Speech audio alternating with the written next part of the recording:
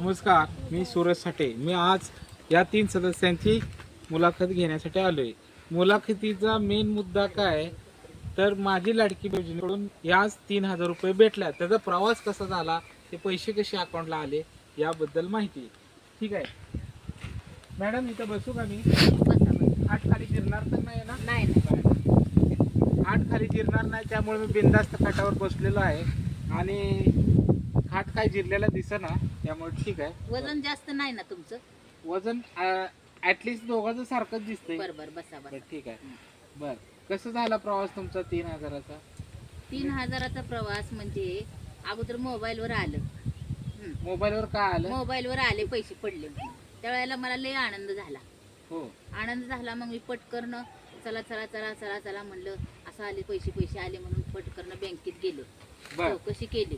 3,000 आले, मला लय आनंद झाला. 3,000 मागे तुमचे नॉमिनी किती होते? मागे किती असणार? 199 रुपये होते. यांना नॉमिनी विचारलं तर हे 199 रुपये म्हणतात. पण ह्यांचा काहीतरी गोळ आहे. मराठीमध्ये नॉमिनीला काय म्हणतात माहिती आहे तुम्हाला? काय म्हणते तुम्हाला? भागीदार. तुमचा भागीदार मागे 3,000 मध्ये भागीदार कोण आहे का? भागीदार मुलगा आहे. मुलगा आहे का? बर, मग त्याने काय पैसे वगैरे नेलेत का? हा, नेलेत की. नेलेत का? किती नेले? नेले बघा, आता 1,000 दी म्हणला, परत 500 नेलं. हा, परत मग 500 इकडं तिकडं मला खर्चायला गेलं. कुठं साडी घे, कुठं काय घे. परत सून लागली वरडायला, मला पण द्या की काहीतरी आत्याबाई, तुम्ही एकटंच कसं हे करता? बर, पैसे लेकाला कसं म्हणजे दिलं? असा तुमचा 3,000चा प्रवास प्रवास झाला. झाला. बर, ठीक आहे. ह्यांचा प्रवास इथंच संपू. आता आपण जाऊ पुढच्या प्रवासाकडे. तुमचं नाव काय? साक्षीसाठी. यांचं आणि तुमचं नातं काय?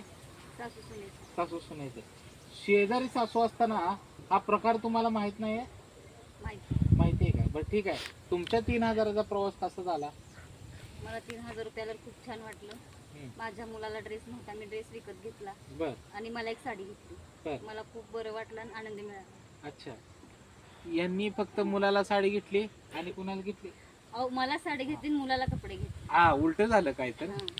बर, ठीक आहे. आता आपण वळूया तिसऱ्या सदस्याकडे. तुमचं काय, कसा प्रवास झाला? माझा प्रवास लय लांबचा होता. लई लांबचा म्हणजे आज एका दिवसात संपतोय ना? लांबचा म्हणजे तसा बरा गेला तर माझे पैसे आले बी पण हातात बी नाही आले. आले पण हातात पण नाही आले, ही पहिली केस आहे बरं का, नोट करून ठेवा. आले पण हातातच नाही आले. अच्छा. मी लय विचार केला, 3,000 रुपये आल्यावर हे करल ते करल, पण काहीच नाही. यांच्या पैशाची दखल मी घेणार. सांगा मला तुमचं बरं पैशाचा होईल. प्रॉब्लेम काय झालाय? Problem कारण काय सुद्धा ह्या नाही दोघी झाला. खुश आहेत एवढ्या पैसे घेऊन. तुम्ही एवढं नाखुश आहेत, आम्हाला पटत नाही ते तुमच्या पैशाचं काय आहे. करतो, मुंबईमध्ये पैसे गेले हो. मुंबईमध्ये ताई तुम्ही टेन्शन घेऊ नका. 10,000 रुपये जाऊ द्या, ह्याचे मी 3,000 रुपये काढून आणून देणार मुंबईतून. मुंबईत कसे काय पैसे पोहोचले तुमचे?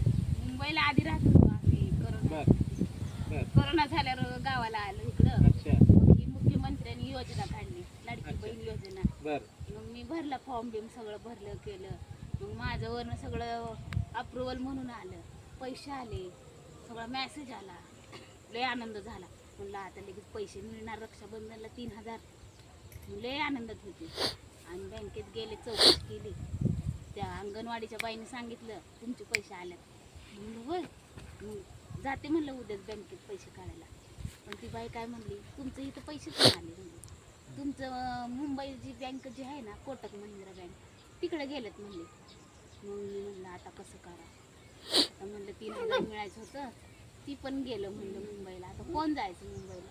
एवढाच होता प्रवास? लय दुःखाचा होता. लय दुःखाचं होतं का? बरं, अशा पैसे प्रकारे ह्यांचे आले. पैसे पण हातात नाही आले. पुढं अजून काय म्हणलं?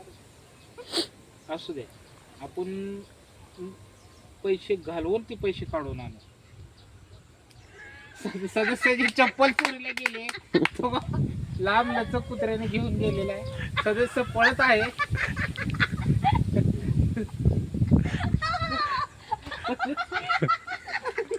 अशा प्रकारे बऱ्या बैठकीत कुत्र्याने सदस्याची चप्पल पळवून नेलेली आहे आणि सदस्य दाना कुत्र्याच्या मागे पळत आहे. माझ्या समोर कुठून आले ते? म्हणजे असंच झालेलं आहे. हे 3,000 रुपये पण घ्यायला असेच सदस्य पळत गेलेले आहेत. आईचं काय चाललंय? बस करू.